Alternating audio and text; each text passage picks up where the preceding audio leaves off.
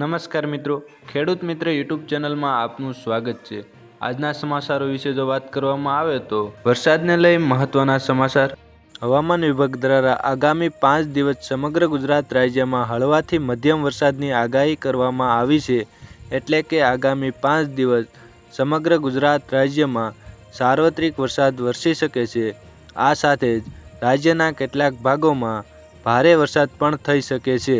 આ ઉપરાંત ગુજરાત રાજ્યના દરિયાકાંઠાના વિસ્તારોમાં ભારે પવનને કારણે આગામી 5 દિવસ માટે માછીમારોને દરિયો ન ખેડવા સૂચના આપવામાં આવી છે।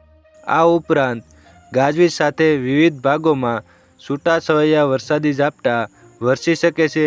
એમાં પણ ઉત્તર ગુજરાત, મધ્ય ગુજરાત અને દક્ષિણ ગુજરાતમાં મોટાભાગના સ્થળ પર હળવાથી મધ્યમ વરસાદ વરસી શકે છે।